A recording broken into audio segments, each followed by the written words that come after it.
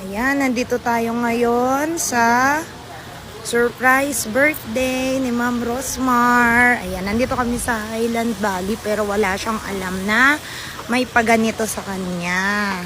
Ayan. Ang punong abala, syempre ang kanyang sister, si Ma'am Russell. Ayan. Napaka-sweet, 'di ba? May singer pa. Ayan. Ayan, may singer pa.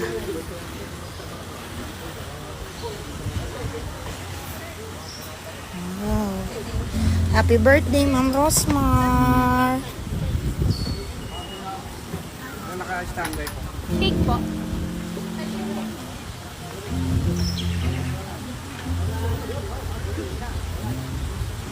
Ang sexy ng aming dipo, oh.